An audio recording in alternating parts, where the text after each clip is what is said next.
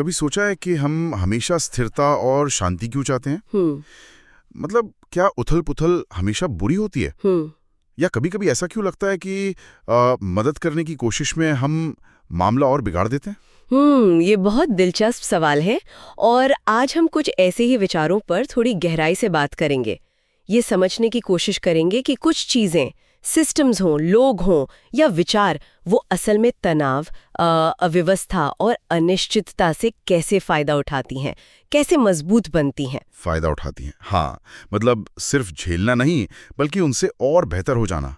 हम ये समझने की कोशिश करेंगे कि कैसे कुछ चीजें झटकों से मजबूत होती हैं, क्यों ज्यादा सुरक्षा कभी-कभी नुकसानदेह हो सकती है और हाँ, कैसे पुरानी समझ आज भी काम की है। तो चलिए शुरू करते हैं। सबसे पहले तो यही, ये जो चीजें झटकों से फायदा उठाती हैं, इन्हें कहें क्या? ये हैं क्या असल में? देखिए, दुनिया में ना मोटे तौर पर 3 तरह की चीजें होती हैं। अच्छा। हाँ, एक तो वो जो नाजुक है, जैसे कोई कांच का ग्लास, जरा सा झटका लगा और टूट गया। ठीक है, ये तो समझ आता है, नाजुक। और दूसरी वो जो मजबूत है, रोबस्ट, जैसे मान लीजिए लोहे का गोला। झटका सह लेता है पर बदलता नहीं, वैसा का वैसा रहता है। नाजुक और मजबूत, ठीक है। लेकिन वो तीसरी वाली, वो क्या है? तनाव, गलतियों, अस्थिरता से न सिर्फ बचती हैं, बल्कि उनसे बेहतर और मजबूत हो जाती हैं। बेहतर? हाँ, बेहतर। मतलब नाजुक का उल्टा? अरे हाँ, जैसे कसरत करने से हमारी मांसपेशियां, वो तो तनाव से ही मजबूत होती है ना? बिल्कुल सही उदाहरण, एकदम सही। या वो पौराणिक कहानियों वाला हाइड्रा याद है, जिसका एक सिर काटो तो 2 नए उगाते थे। हाँ, बिल्कुल। और कमाल की बात यह है कि हमारी भाषा में, रोजमर्रा की भाषा में, इसके लिए कोई सीधा शब्द ही नहीं है। सच में? ये तो मैंने सोचा ही नहीं। हाँ, शायद इसलिए कि हम इस विचार पर ज्यादा ध्यान ही नहीं देते, जबकि ये प्रकृति में, हमारे शरीर में, अर्थव्यवस्था में, मतलब हर जगह मौजूद है। तो इसका मतलब ये हुआ कि तनाव या झटके ये हमेशा बुरे नहीं हैं? हमेशा ने बिल्कुल नहीं। छोटे मोटे झटके, थोड़ी बहुत गलतियां, तनाव, ये अक्सर ना जानकारी की तरह काम करते हैं। इन्फॉर्मेशन। जानकारी कैसे? ये सिस्टम को बताते हैं कि भाई यहाँ कुछ कमी है, यहाँ सुधार की जरूरत है। इनसे सिस्टम सीखता है, अपने आप को ढालता है। जैसे मान लीजिए हल्की फुल्की बीमारी से लड़कर शरीर की इम्यूनिटी बढ़ जाती है। लेकिन क्या हर तरह का तनाव फायदेमंद है? जैसे किसी ने कहा ऑफिस का रोज का स्ट्रेस या लोन की चिंता, वो भी नहीं, यहीं पे फर्क समझना जरूरी है, बहुत जरूरी। सिस्टम को इन झटकों से उभरने का, मतलब रिकवर करने का समय मिलना चाहिए। अच्छा। तीव्र लेकिन कभी कभार आने वाले झटके फायदेमंद हो सकते हैं अगर उनके बाद आराम का, शांति का दौर मिले। लेकिन लगातार बना रहने वाला हल्का तनाव, जिसे क्रॉनिक स्ट्रेस कहते हैं, जैसे आपने कहा ऑफिस का तनाव या कर्ज का बोझ, ये बहुत हानिकारक होता है। हाँ, ये तो महसूस होता है। ये उस चीनी वाटर टॉर्चर की तरह है। पानी की एक एक बूंद लगातार माथे पर गिरती रहे तो धीरे धीरे वो असहनीय हो जाती है। ऐसे तनाव से सिस्टम टूट सकता है। अच्छा, तो ये जो है, ये सिर्फ एक ही लेवल पर काम नहीं करती? मतलब ऐसा हो सकता है कि कोई एक चीज नाजुक हो पर उससे पूरे समूह को फायदा हो रहा हो? बिल्कुल, क्या बढ़िया पॉइंट उठाया आपने। रेस्टोरेंट बिजनेस को ही देखिए। रेस्टोरेंट कैसे? एक अकेला रेस्टोरेंट खोलना कितना जोखिम भरा काम है ना? ज्यादातर जल्दी बंद हो जाते हैं। हाँ, ये तो है। हर नुक्कड़ पर खुलते हैं, बंद होते रहते हैं। हाँ, तो इस लिहाज से देखें तो हर रेस्टोरेंट अपने आप में नाजुक है। लेकिन इसी वजह से पूरा रेस्टोरेंट उद्योग एक समूहों के तौर पर लगातार बेहतर होता रहता है।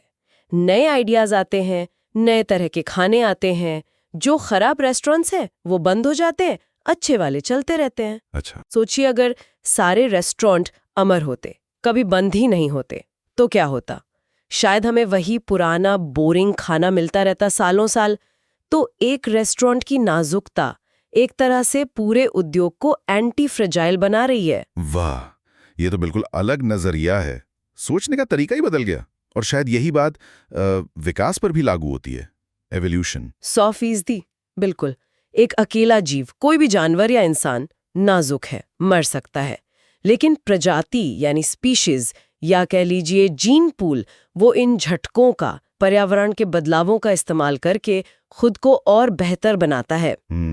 प्रकृति को व्यक्ति की उतनी परवाह नहीं है जितनी उस सूचना की है जो जीन्स में है। वो चाहती है कि वो सूचना जिंदा रहे, मजबूत बने। सही है। और इसी तरह वो उद्यमी जो असफल होते हैं उनका योगदान भी बहुत अहम है। उनका सम्मान होना चाहिए, सैनिकों की तरह। सैनिकों की तरह क्यों? पूरा सिस्टम सुधरता है। लेकिन हमारी आज की दुनिया, मॉडर्न दुनिया, वो इसे समझने में कहाँ गलती कर रही है? हम तो स्थिरता, भविष्यवाणी, इसी सब के पीछे भागे जा रहे हैं। हाँ, और यहीं पर आधुनिकता की एक बड़ी समस्या दिखती है।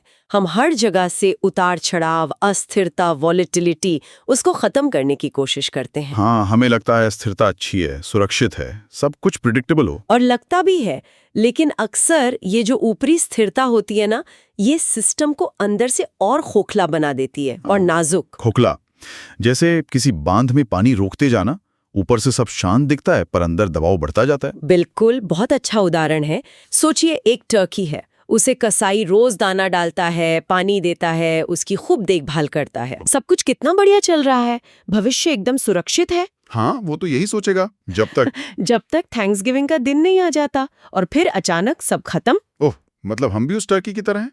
कई बार हाँ, हम अक्सर पिछले शांत दौर को देखकर भविष्य की सुरक्षा का गलत अनुमान लगा लेते हैं। हम उस छुपे हुए बड़े जोखिम को नहीं देख पाते जो शायद धीरे धीरे पनप रहा हो। ये स्थिरता का भ्रम हमें अचानक आने वाले बड़े झटकों के लिए तैयार नहीं होने देता। ब्लैक स्वॉन, वो अनपेक्षित बड़ी घटनाएं। और इसी स्थिरता की चाहत में हम शायद बेवजह दखल भी बहुत देते हैं। हाँ, मदद करने के नाम पर चीजों को ठीक करने की कोशिश। हाँ, और ये एक और बड़ा खतरा है, बहुत बड़ा। चिकित्सा जगत में एक पुराना सिद्धांत है, प्रीमम नॉन नोसेरे, मतलब पहला नियम कोई नुकसान ना पहुंचाओ। लेकिन अक्सर होता क्या है कि मदद करने की कोशिश में, चीजों को सुधारने की कोशिश में हम अनजाने में नुकसान कर बैठते हैं। इसे आयाट्रोजेनिक्स कहते हैं, यानी इलाज से होने वाला नुकसान। लेकिन ये तो सिर्फ डॉक्टरों पर लागू नहीं होता होगा? बिल्कुल नहीं, ये हर जगह है। अर्थव्यवस्था में, सरकारी नीतियों में, शिक्षा में, यहाँ तक कि हमारी अपनी निजी जिंदगी में भी। जरूरत से ज्यादा हस्तक्षेप, जरूरत से ज्यादा नियम, जरूरत से ज्यादा मदद अक्सर फायदे से ज्यादा नुकसान करती है। जैसे कोई उदाहरण? जैसे हर छोटी मोटी स्वास्थ्य समस्या के लिए तुरंत डॉक्टर के पास भागना, या हर मूड स्विंग के लिए दवा लेना। हो सकता है शरीर या मन खुद ही ठीक हो जाता। कभी कभी कुछ ना करना ही सबसे अच्छी रणनीति होती है। सिस्टम को, चाहे वो शरीर हो या समाज, खुद ठीक होने का मौका देना चाहिए। और हम शायद शोर और संकेत में भी फर्क नहीं कर पाते। मीडिया को ही देख लीजिए, हर मिनट कोई नई ब्रेकिंग न्यूज, शेयर बाजार का हर छोटा उतार चढ़ाव। बिल्कुल, और हम इस शोर पर प्रतिक्रिया करते रहते हैं, बेचैन होते रहते हैं, जबकि असली संकेत, असली ट्रेंड शायद कहीं और छुपा हो, जो धीरे धीरे उभर रहा हो। रोज की खबरों का पीछा करना अक्सर वक्त की बर्बादी होती है। हाँ, ये बात तो है। और मजे की बात यह है कि जिसे हम बुरी आदत समझते हैं, टालमटोल करना, प्रोक्रेस्टिनेशन, वो कभी-कभी हमारा प्राकृतिक बचाव तंत्र हो सकता है। टालमटोल? वो कैसे? वो हमें तुरंत बिना सोचे समझे प्रतिक्रिया करने से रोकता है। वो चीजों को खुद सुलझने का या असली संकेत के उभरने का मौका देता है, एक तरह का प्राकृतिक फिल्टर। ये सब सुनकर तो लगता है कि भविष्य का अनुमान लगाना, प्रेडिक्शन करना, ये तो और भी मुश्किल काम होगा। मुश्किल, मैं कहूंगी लगभग असंभव, खासकर जटिल सिस्टम्स में, जैसे अर्थव्यवस्था या समाज। लेकिन हम तो करते रहते हैं, एक्सपर्ट्स करते रहते हैं, चुनाव कौन जीतेगा, बाजार किधर जाएगा, अगली बड़ी टेक्नोलॉजी क्या होगी। हाँ, करते रहते हैं। और अर्थशास्त्रियों और तथाकथित एक्सपर्ट्स का रिकॉर्ड देखिए भविष्यवाणी करने में, वो लगभग शून्य के बराबर है, फिर भी हम उन पर भरोसा करते हैं। सही बात है। हमें भविष्यवाणियों पर निर्भर रहने के बजाय सिस्टम को ऐसा बनाना चाहिए कि वो अनपेक्षित झटकों को झेल सके, सिर्फ झेले नहीं बल्कि उनसे फायदा उठा सके। यानी तो अगर भविष्यवाणी काम नहीं करती और जरूरत से ज्यादा स्थिरता भी खतरनाक है, तो फिर किया क्या जाए? क्या कोई रास्ता है? शायद पुराना ज्ञान, प्राचीन दर्शन इसमें कुछ मदद कर सकता है। बिल्कुल, बहुत मदद कर सकता है। प्राचीन दार्शनिकों ने इन चीजों के बारे में बहुत गहराई से सोचा था। जैसे रोमन दार्शनिक थे सेनेका, हाँ, नाम सुना है। उनका मानना था कि हमें सबसे पहले अपने नुकसान को सीमित करने पर ध्यान देना चाहिए, सिर्फ फायदे के पीछे नहीं भागना चाहिए। मतलब अमीर बनने की कोशिश से पहले ये देखो कि गरीब ना हो जाओ, ऐसा कुछ। हाँ, कुछ ऐसा ही समझ लीजिए। सेनेका कहते थे कि संपत्ति हमें नाजुक बनाती है, क्यों? क्योंकि हमारे पास खोने के लिए बहुत कुछ हो जाता है। इसलिए उन्होंने बाहरी चीजों पर निर्भरता कम करने और अंदरूनी यानी भावनात्मक मजबूती पर जोर दिया। और इसी सोच से जुड़ी एक बहुत ही कारगर रणनीति है, बारबेल रणनीति कहा गया है। बारबेल, जैसे वो जिम वाली होती है जिसके दोनों सिरों पर वजन होता है और बीच में रॉड। हाँ, बिल्कुल वैसा ही। इसका मतलब है अपनी रणनीति को या अपने जीवन को दो किनारों पर केंद्रित करना। एक तरफ अत्यधिक सुरक्षा और दूसरी तरफ अत्यधिक जोखिम, और जो बीच का मध्यम रास्ता है उससे बचना। ये थोड़ा और समझाएंगी उदाहरण देकर? जरूर। जैसे निवेश में देखिए, आप अपनी 90% संपत्ति बेहद सुरक्षित चीजों में रखते हैं, जैसे मान लीजिए कैश या सरकारी बॉन्ड्स। ठीक है। ये हो गया बारबेल का एक सिरा, पूरी सुरक्षा। और बाकी जो 10% बचा उसे आप बेहद जोखिम भरे लेकिन बड़े फायदे की संभावना वाले निवेशों में लगाते हैं, जैसे कोई नया स्टार्टअप या कोई स्पेक्युलेटिव चीज। ये हो गया दूसरा सिरा, बड़ा जोखिम, बड़ा संभावित फायदा। अच्छा, तो इससे क्या होता है? इससे ये होता है कि आपका ज्यादातर पैसा एकदम सुरक्षित है, और अगर वो जोखिम वाला 10% निवेश डूब भी गया तो आपका कुल नुकसान सीमित है, सिर्फ 10%। लेकिन अगर वो चल निकला तो फायदा बहुत बड़ा हो सकता है, असीमित भी। और अगर कोई अपना 100% पैसा मध्यम जोखिम वाले शेयर्स या म्यूचुअल फंड में लगा दे तो वो क्यों खतरनाक है? क्योंकि मध्यम जोखिम का अंदाजा लगाना बहुत मुश्किल होता है, उसमें बहुत अनिश्चितता होती है, और किसी बड़े अप्रत्याशित झटके में वो पूरा का पूरा डूब सकता है। बारबेल रणनीति आपको इस मध्यम रास्ते की अनिश्चितता से बचाती है। और ये सिर्फ पैसे के लिए नहीं है? नहीं, बिल्कुल नहीं। ये करियर में काम आ सकती है, स्वास्थ्य में। आप एक सुरक्षित नौकरी करते हुए साइड में अपना कोई पैशन प्रोजेक्ट चला सकते हैं। ये भी एक तरह की बारबेल रणनीति है। ये बारबेल रणनीति तो वाकई दिलचस्प है, सोचने का एक नया तरीका। और एक और शब्द, विकल्प या ऑप्शनैलिटी, वो थेल्स वाली कहानी का जिक्र था? हाँ, थेल्स, वो ग्रीक दार्शनिक। कहानी ये है कि उसने बहुत कम कीमत पर ऑफ सीजन में जैतून पेरने की जितनी भी मशीनें थीं उनको इस्तेमाल करने का अधिकार खरीद लिया, एक तरह का ऑप्शन। मशीनें नहीं खरीदी, सिर्फ अधिकार। हाँ, सिर्फ अधिकार। उसने ये भविष्यवाणी नहीं की थी कि अगली फसल बम्पर होगी या नहीं। उसने बस एक छोटा सा दाव खेला था, एक सस्ता सा विकल्प खरीदा था। और फिर फसल वाकई बम्पर हुई, जैतून की भरमार। अब हर किसी को मशीन चाहिए थी पेरने के लिए, लेकिन अधिकार तो थेल्स के पास था। तो उसने मनचाहे दाम पर वो अधिकार बेचे या किराए पर दिए होंगे? बिल्कुल, और खूब पैसा कमाया। अब सोचिए, अगर फसल खराब होती तो उसका नुकसान बहुत कम होता। बस वो छोटी सी रकम जो उसने अधिकार खरीदने में लगाई थी। सही, यही है ऑप्शनैलिटी की ताकत। ये आपको अनिश्चितता से फायदा उठाने का मौका देती है, बिना भविष्य का सटीक अनुमान लगाए। इसमें एक विषमता है, एसिमेट्री। फायदा होने की संभावना बहुत बड़ी और नुकसान होने की संभावना सीमित और छोटी। तो हमें जीवन में ऐसे विकल्प ढूंढने चाहिए जहां कम लागत में बड़े फायदे का चांस हो। बिल्कुल। जीवन में, करियर में, सीखने में, हर जगह ऐसे मौके होते हैं जहां आप छोटा सा जोखिम उठाकर बड़े फायदे की संभावना बना सकते हैं। प्रकृति और नई खोजें, इनोवेशन हमें ऐसे कई मौके देती हैं, अक्सर मुफ्त में या बहुत सस्ते में। हमें बस उन्हें पहचानना है। और इसके लिए जरूरी नहीं कि हमें सब कुछ पता हो या हम एक्सपर्ट हों। जरूरी नहीं, बस ये देखना है कि गलत होने पर नुकसान कितना है और सही होने पर फायदा कितना हो सकता है।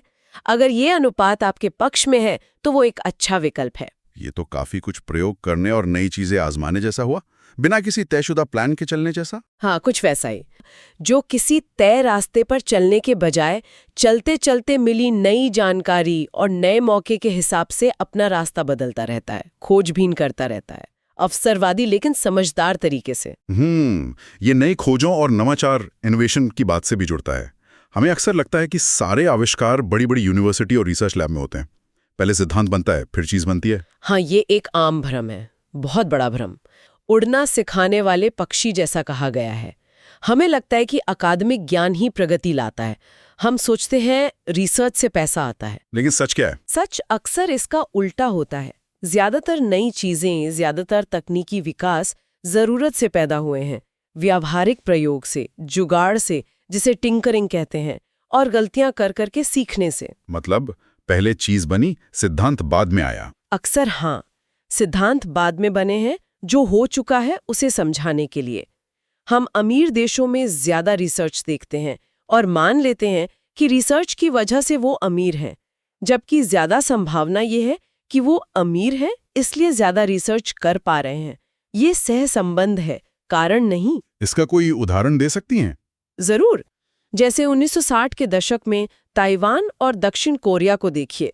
उनकी साक्षरता दर फिलीपींस और अर्जेंटीना से काफी कम थी, लेकिन आज वो तकनीकी रूप से कहीं ज्यादा आगे और अमीर हैं। तो औपचारिक शिक्षा और आर्थिक सफलता का सीधा रिश्ता हमेशा नहीं होता। जो ज्ञान बाहर से दिखता है, जो बताया जा सकता है, जैसे किताब में लिखा होता है, वो शायद उतना जरूरी ना हो। असली चीज हो सकती है वो व्यवहारिक समझ, वो अनुभव जो शब्दों में बताया नहीं जा सकता। और तकनीक का इतिहास भी तो यही दिखाता है ना, जैसे जेट इंजन बना या कंप्यूटर या इंटरनेट, ये सब बन गए और बाद में पता चला कि ये कितने काम आ सकते हैं, ऐसे कामों में जिनकी शुरू में किसी ने कल्पना भी नहीं की थी। बिल्कुल। व्यावहारिक ज्ञान और प्रयोग अक्सर सिद्धांत से मीलों आगे चलते हैं, लेकिन बाद में क्या होता है? इतिहास को अक्सर अकादमिक लोग दोबारा लिखते हैं और उसमें भाग्य, संयोग और व्यावहारिक टिंकरिंग की भूमिका को कम करके दिखाया जाता है। ऐसा लगता है जैसे सब कुछ प्लान के मुताबिक सिद्धांतों के आधार पर हुआ। हाँ, ये तो होता है। खाना पकाने की कला को ही देख लीजिए। ये हजारों सालों के अनुभव और प्रयोग का नतीजा है। ये किसी खाद्य विज्ञान के सिद्धांत से नहीं निकली है। तो इसका मतलब ये है कि जानना और करना, ये दो बिल्कुल अलग चीजें हो सकती हैं। हाँ, बहुत हद तक। एक मजेदार बहस का जिक्र है, वो व्यावहारिक सफल ट्रेडर, महान दार्शनिक के बीच। अच्छा, क्या बहस थी? सार ये था कि दुनिया में बहुत कुछ ऐसा है जो हम कर सकते हैं पर ठीक से समझा नहीं सकते, और दूसरी तरफ बहुत कुछ ऐसा है जिसे हम बड़े अच्छे से समझा सकते हैं पर असल में करते नहीं या कर नहीं पाते। अरे हाँ, जैसे सुकरात किसी से पूछते थे कि न्याय क्या है या साहस क्या है, और लोग परिभाषा नहीं दे पाते थे, भले ही वो रोजमर्रा की जिंदगी में न्यायपूर्ण या साहसी काम करते हों। बिल्कुल। हम अक्सर उन चीजों को जिन्हें ठीक ठीक परिभाषित नहीं किया जा सकता या जो तर्क की पकड़ में पूरी तरह नहीं आती, उन्हें कम आंकते हैं, उन्हें अस्पष्ट या मूर्खतापूर्ण मान लेते हैं। लेकिन हमारी परंपराएं हैं, पुराने रीति रिवाज हैं, हमारी सहज बुद्धि है, इंट्यूशन, इनमें अक्सर बहुत गहरा ज्ञान छिपा होता है, हजारों सालों का अनुभव, भले ही हम उसे शब्दों में ना बता पाए।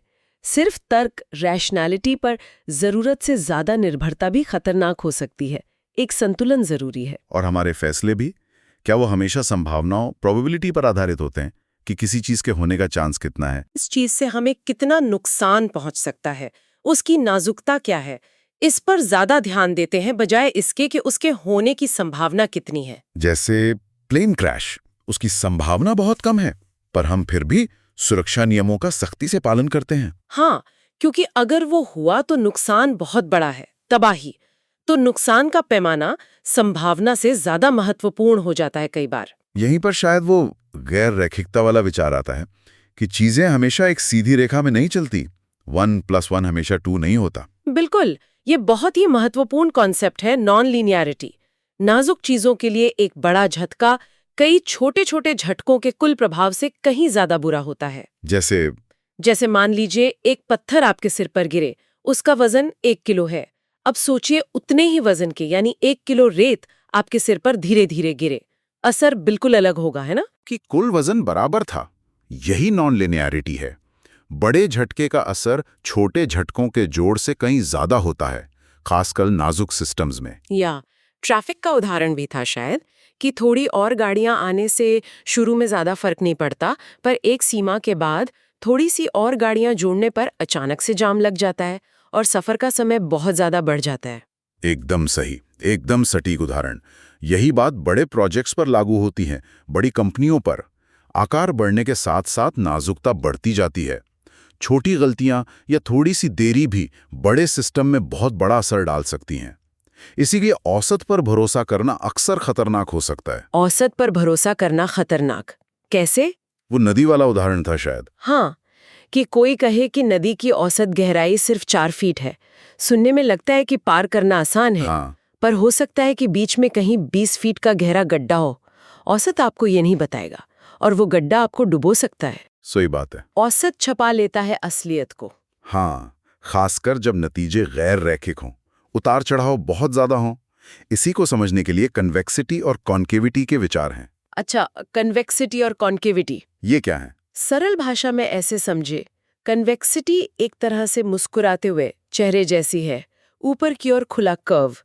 ये अच्छी है, ये एंटी फ्रेजाइल स्थितियों से जुड़ी है, जहां उतार चढ़ाव या बढ़ते तनाव से आपको फायदा होता है या कम से कम नुकसान सीमित रहता है। ऑप्शनैलिटी कन्वेक्स होती है। अच्छा। और कॉन्केविटी कॉन्केविटी उदास चेहरे जैसी है, नीचे की ओर खुला कर्व। ये बुरी है, ये नाजुक स्थितियों से जुड़ी है, जहां उतार चढ़ाव या बढ़ते तनाव से आपका नुकसान तेजी से बढ़ता है।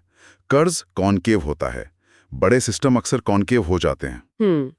तो इन सब जटिलताओं से और आधुनिक दुनिया के जो खतरे हैं, जैसे जरूरत से ज्यादा हस्तक्षेप, स्थिरता का भ्रम, इनसे बचने का एक तरीका है घटाव की शक्ति। हाँ, ये एक बहुत शक्तिशाली सिद्धांत है और अक्सर हम इसे नजरअंदाज कर देते हैं कि ज्ञान और सुधार अक्सर कुछ नया जोड़ने से नहीं आता, बल्कि कुछ हटाने से आता है। हटाने से? हाँ, गलतियों को हटाना, बुरी आदतों को छोड़ना, हानिकारक चीजों से बचना, शोर को कम करना। जैसे स्वास्थ्य सुधारने के लिए शायद सबसे जरूरी कदम जंक फूड खाना बंद करना है, बजाय इसके कि और ज्यादा विटामिन की गोलियां खाना शुरू कर दें। बिल्कुल सही। घटाना अक्सर जोड़ने से ज्यादा प्रभावी होता है और ये समय के साथ और भी महत्वपूर्ण हो जाता है। यहीं पर लिंडी इफेक्ट का विचार आता है। लिंडी इफेक्ट ये क्या कहता है? ये कहता है कि जो चीजें जैसे विचार, किताबें, तकनीक जितने ज्यादा समय तक टिकती हैं, उनके भविष्य में और ज्यादा समय तक टिके रहने की संभावना उतनी ही बढ़ जाती है। अच्छा, ऐसा क्यों? क्योंकि समय एक बहुत कठोर फिल्टर की तरह काम करता है। वो टिकाऊ और मजबूत चीजों को बचा लेता है और जो कमजोर, क्षणभंगुर चीजें होती हैं, उन्हें धीरे धीरे हटा देता है। तो अगर कोई किताब 100 साल से छप रही है, तो ये इस बात का संकेत है कि उसमें कुछ बात है। उसके अगले 100 साल तक टिके रहने की संभावना किसी नई बेस्ट सेलर से ज्यादा है। तो इसका मतलब हुआ कि हजारों साल पुरानी कोई धार्मिक किताब या दर्शन आज भी प्रासंगिक हो सकता है, जबकि पिछले साल आई कोई मैनेजमेंट गुरु की किताब शायद अगले साल भुला दी जाए। बिल्कुल, यही लिंडी इफेक्ट है। इसलिए हमें नई चीजों के पीछे पागल होने की प्रवृत्ति, जिसे नियोमेनिया कहा गया है, उससे बचना चाहिए और उन चीजों पर ध्यान देना चाहिए जो समय की कसौटी पर खरी उतरी हैं। पुरानी चीजें अक्सर नई से ज्यादा भरोसेमंद होती हैं। तकनीक भी तब सबसे अच्छी होती है जब वो हमारे जीवन से कोई बोझ हटाए, कोई पुरानी हानिकारक तकनीक को रिप्लेस करे या फिर अदृश्य हो जाए, न कि हमारे जीवन में और ज्यादा जटिलता और शोर जोड़े। और चिकित्सा में भी, मेडिसिन में भी ये घटाव का सिद्धांत काम करता है। हाँ, बहुत ज्यादा।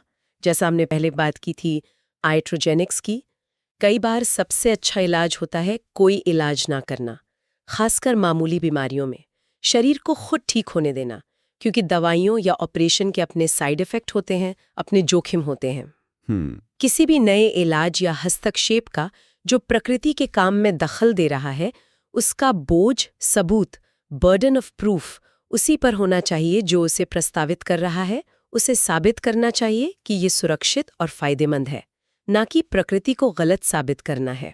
जैसे वो ट्रांस फैट का उदाहरण था, सालों तक उसे सुरक्षित माना गया, इस्तेमाल होता रहा, और फिर बाद में पता चला कि ये कितना नुकसानदेह है। बिल्कुल, प्रकृति की अपनी एक समझ है जो लाखों करोड़ों सालों के विकास में बनी है।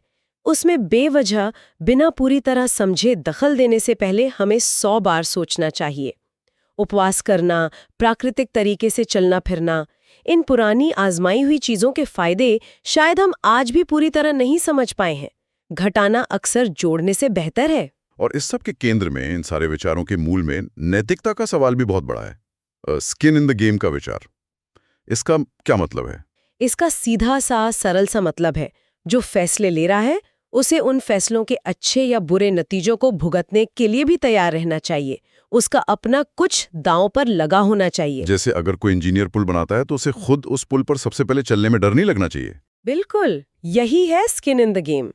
आज की एक बहुत बड़ी समस्या यही है, जिसे एजेंसी प्रॉब्लम कहते हैं। बहुत से लोग दूसरों के लिए, दूसरों के पैसे से, दूसरों की भलाई के लिए फैसले लेते हैं, जैसे बैंकर, फंड मैनेजर, सलाहकार, नेतागण। लेकिन अगर फैसला गलत हो जाए तो नुकसान उन्हें नहीं उठाना पड़ता, नुकसान उठाती है जनता या ग्राहक या समाज। हाँ, ये तो दिखता है। वो फायदा होने पर अपना बोनस, अपना कमीशन ले लेते हैं, पर नुकसान होने पर जिम्मेदारी से बच निकलते हैं। ये क्या है? ये दूसरों की नाजुकता की कीमत पर अपनी एंटी फ्रेजिलिटी बढ़ाना है। ये अनैतिक है, एक तरह की चोरी है। पुराने जमाने में ऐसा नहीं था, वो हम्मुराबी के कोड का जिक्र था शायद। हाँ, बेबीलोन का राजा हम्मुराबी, उसके कानून में लिखा था कि अगर कोई बिल्डर किसी के लिए घर बनाए और वो घर ठीक से ना बना हो, गिर जाए और उससे घर के मालिक की मौत हो जाए तो उस बिल्डर को भी मौत की सजा मिलेगी। बाप रे, ये तो बहुत कठोर था। कठोर जरूर था, पर सिद्धांत बिल्कुल साफ था। जिम्मेदारी और जोखिम साथ साथ चलेंगे, जो करेगा वो भरेगा। और कुछ लोगों का तो सिर्फ स्किन ही नहीं, सोल इन द गेम, मतलब आत्मा ही दांव पर लगी होती है। हाँ, ये वो लोग हैं जो अपने विश्वासों के लिए, अपने सिद्धांतों के लिए, अपने मूल्यों के लिए जान तक जोखिम में डाल देते हैं। सिर्फ पैसे या प्रतिष्ठा का सवाल नहीं होता। जैसे सुकरात, जिन्हें जहर पीना पड़ा अपने विचारों के लिए, या इतिहास में महान नेता या संत या वो सैनिक जो देश के लिए अपनी जान दे देते हैं। ये सिर्फ फायदे नुकसान का गणित नहीं है, ये प्रतिबद्धता का, कन्विक्शन का उच्चतम स्तर है। और इसके विपरीत वो लोग हैं जो बिना जोखिम के सलाह देते हैं। हाँ, वो विशेषज्ञ जो टीवी पर बैठकर बताते हैं कि बाजार कहाँ जाएगा या सरकार को क्या करना चाहिए, पर उनका अपना कुछ दांव पर नहीं लगा होता। अगर वो गलत साबित हों तो भी वो कोई ना कोई तर्क देकर, पिछली बातों को तोड़ मरोड़ कर खुद को सही ठहरा लेते हैं। वो अक्सर बहस जीत जाते हैं, लेकिन असल में जीतते या हारते वो लोग हैं जो जोखिम उठाते हैं। और बड़ी कंपनियां, कॉर्पोरेशंस, क्या वो नैतिकता की परवाह करती हैं? स्किन इन द गेम होता है उनका। अक्सर उनका फोकस सिर्फ मुनाफे और बैलेंस शीट पर होता है। वो आपको नुकसानदेह चीजें भी बेच सकती हैं आकर्षक मार्केटिंग के जरिए, क्योंकि फैसले लेने वाले अधिकारी सीधे तौर पर उस नुकसान को नहीं झेलते। उनका बोनस शायद बिक्री बढ़ने से जुड़ा हो, न कि उत्पाद की गुणवत्ता या ग्राहक की भलाई से। जबकि एक छोटा कारीगर, आर्टिजन होता है जो अपने हाथ से कुछ बनाता है, वो अपनी साख का, अपनी इज्जत का ज्यादा ध्यान रखता है, क्योंकि उसकी पहचान, उसकी प्रतिष्ठा सीधे उसके काम से जुड़ी होती है। वो स्टीव जॉब्स का उदाहरण दिया जाता है। हाँ। वो चाहते थे कि मैक कंप्यूटर के अंदरूनी हिस्से भी सुंदर हों, सर्किट बोर्ड भी करीने से लगे हों, भले ही ग्राहक उन्हें कभी खोलकर देखेगा नहीं। ये कारीगर वाली सोच है, सोल इन द गेम। तो आज की इस पूरी काफी गहरी बातचीत का अगर सार निकालना चाहें तो क्या निकला? हमने क्या मुख्य बातें सीखी? मेरे ख्याल से सबसे पहली और सबसे बड़ी बात तो यही है कि ये समझना कि अस्थिरता, तनाव, झटका ये हमेशा बुरे नहीं होते, बल्कि कुछ सिस्टम्स इनसे सीखते हैं, फायदा उठाते हैं और मजबूत बनते हैं। हाँ, सिर्फ झेलना नहीं बल्कि बेहतर होना। और हमने ये भी समझा कि स्थिरता का जरूरत से ज्यादा मोह पालना या बिना सोचे समझे मदद करने की कोशिश करना, जिसे आइट्रोजेनिक्स कहा, और भविष्य का सटीक अनुमान लगाने की कोशिश करना, ये सब खतरनाक हो सकता है। ये हमें और नाजुक बना सकता है। बिल्कुल। और वो नॉन लिनियरिटी का कॉन्सेप्ट कि चीजें हमेशा सीधी रेखा में नहीं चलती और औसत अक्सर धोखा दे सकता है। और विकल्पों की ताकत, ऑप्शनैलिटी, जो हमें अनिश्चितता से लाभ उठाने का मौका देती है, भले ही हम सब कुछ न समझ रहे हों। सही। और वो घटाओ की शक्ति कि अक्सर कुछ हटाना, कुछ कम करना, वो कुछ नया जोड़ने से ज्यादा फायदेमंद होता है।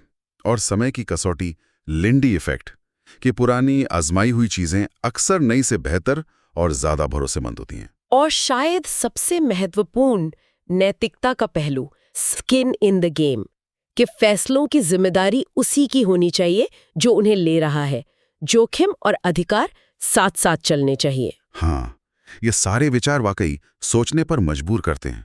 अब सवाल ही उठता है कि हम इन्हें अपने जीवन में कैसे उतारें, अपने काम में, अपने समाज में। कैसे हम खुद को या अपने आसपास की चीजों को थोड़ा कम नाजुक बना सकते हैं? कौन सी एक चीज है जिसे हम आज से ही घटा सकते हैं, बजाय कुछ नया जोड़ने के, ताकि चीजें बेहतर हो सकें? यही सवाल है जिस पर शायद हम सबको सोचना चाहिए। शायद थोड़ी कम जानकारी का उपभोग करना, शायद दूसरों के मामलों में थोड़ा कम दखल देना, शायद पुरानी आजमाई हुई चीजों पर थोड़ा ज्यादा भरोसा करना, शुरुआत तो कहीं से भी की जा सकती है, छोटी सी। बिल्कुल। तो इस गहरी पड़ताल पर सुनने वालों के क्या विचार हैं? क्या ये जानकारी, ये चर्चा उपयोगी लगी? क्या कोई ऐसी बात थी जिसने खास तौर पर सोचने पर मजबूर किया? हम ये जरूर जानना चाहेंगे कि इस पूरी चर्चा के बारे में क्या राय है और हम अपनी व्याख्या को, अपने विश्लेषण को और बेहतर कैसे बना सकते हैं। अपने विचार हमारे साथ जरूर साझा करें।